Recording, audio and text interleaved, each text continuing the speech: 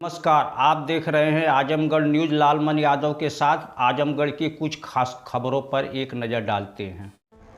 आजमगढ़ उप शिक्षा निदेशक संस्कृत विद्यालयों में की गई नियुक्तियों की जांच करने पहुंचे। आजमगढ़ में संस्कृत विद्यालयों में संविदा पर नियुक्ति में अनियमितता की शिकायत हुई थी, जिसकी जांच करने के लिए शुक्रवार को उप शिक्षा निदेशक संस्कृत व संयुक्त शिक्षा निदेशक प्रयागराज जेडी कार्यालय आजमगढ़ में पहुंचे।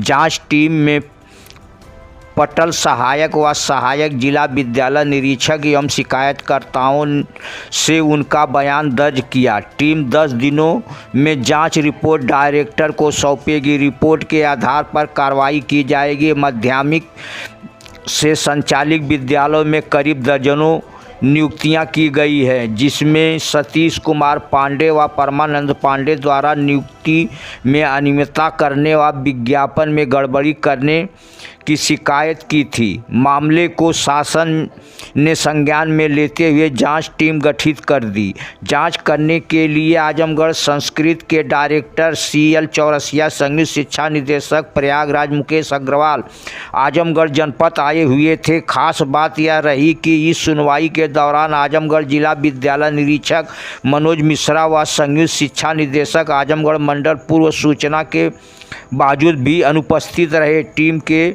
समक्ष पटल सहायक द्विजेद त्रिपाठी, सहायक जिला विद्यालय निरीक्षक रामाश्रय यादव पत्रावली के साथ उपस्थित हुए, जिसकी जांच घंटों तक चली। इस दौरान कई अभ्यर्थी जांच टीम के समक्ष उपस्थित होकर शिकायत किया। एवं श्री मुकेश अग्रवाल पूर्व शिक्षा निदेशक संस्कृत उपस्थित थे। इस संदर्भ में मेरे द्वारा भी एक जनता संस्कृत विद्यालय लोक उत्सव आजमगढ़ एवं प्राचीन धर्म संस्कृत विद्यालय के संदर्भ में शिकायत की गई थी। उस शिकायत के संदर्भ में आज इसी बैठक में सुनवाई की गई। आपको बताते चले कि संस्कृत विद्यालयों में आज सुचारू संचालन हेतु विद्यालयों के संचालन हेतु उत्तर प्रदेश की एक बहुत अच्छी योजना संस्कृत विद्यालयों में मानदेय शिक्षकों की नियुक्ति करने की थी। उस आदेश में व्यवस्था यह था कि रिक्त पदों पर नियुक्ति की जानी थी, लेकिन दुर्भाग्य से यह नियुक्ति भ्रष्टाचार की भेंट चढ़ गई। बड़ी विडंबना है कि पूर्व शासनादेश 24 जुलाई 2021 के तहत भी संस्कृत विद्यालयों के में नियुक्तियाँ की गई थी, परंतु तत्कालीन DIS के द्वारा की गई नियुक्ति को श्रीमान संयुक्त शिक्षा निदेशक महोदय द्वारा 22 जुलाई 2022 को निरस्त करने हेतु संसदीय शासन को भेज दी गई, परंतु आज तक वो संस्कृत नियुक्तियाँ निरस्त नहीं हुई। वर्तमान 17 मई 2023 के शासनादेश के अंतर्गत पुनः नियुक्तियाँ हुई और उन्हीं पदों पर नियुक्तियाँ कर दी गई जिन पदों पर पूर्व से नियुक्तियाँ थी। अतः इस प्रकार एक ही पद पे दो शिक्षकों की नियुक्तियाँ करना अपने आप में अपवाद है। यह आजमगढ़ में 11 विद्यालयों पे इस प्रकार की नियुक्तियाँ हुई हैं। तो जांच में प्रमुख रूप से आप लोग क्या मांग रखे हुए हैं? जांच में प्रमुख रूप से हमारी मांग है कि जो अगर भ्रष्टाचार के नहीं, तभी परिस्थितियाँ ये थी कि कल एक बाबू का निलंबन हुआ, उसमें श्रीमान संयुक्त शिक्षा निदेशक महोदय जी लिखते हैं कि जांच में पाया गया कि इन नियुक्तियों में पैसे की लेन देन हुई है। अगर पैसे की लेन देन हुई है, उस अधिकारी द्वारा कहा जाता है किसी भी नियुक्ति पैसे की लेन देन होता है तो वो उसमें सूचना नहीं रहती है। अगर सूचना नहीं है, योग्य शिक्षक नहीं है, पैसे की लेन देन पर नियुक्तियाँ हुई हैं, तो ये नियुक्तियाँ निरस्त हों और सूचनापूर्ण पुनः नियुक्तियाँ इस पदों पर की जाए। निश्चित तौर पर अभी कहीं सुनने में आया है कि जो इंटरव्यू लेने आए थे उन लोगों ने जो हस्ताक्षर किया था उसमें फिर बदल हुआ, फिर नाम बदले गए। पुरानी लिस्ट कुछ और थी, नई कुछ और लिस्ट हैं। फिलहाल हमने देखा नहीं, सुनने में ऐसा आ रहा है। इस पर कहाँ से आए थे, कुछ जानकारी है? बड़ी विडंबना है कि संस्कृत शिक्षा परिषद नियमावली 2009 में लगभग 7 विषय संस्कृत के और 27 विषय आधुनिक विषय के, इतने विषयों के लिए 2 शिक्षक नामित किए गए थे विषय विशेषज्ञ। ऐसे में कैसे सूचना हो सकती है? जो संपूर्णानंद संस्कृत विश्वविद्यालय वाराणसी से 2 एक्सपर्ट आए थे, मात्र 2 विषय के ही थे।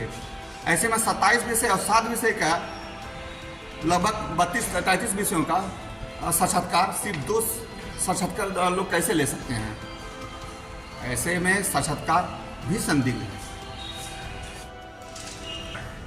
मैं हरिचरण पांडे प्रयागपुर भुवनामुनि सेवानिवृत्त हो चुका हूँ, प्रधानाचार्य रहा हूँ।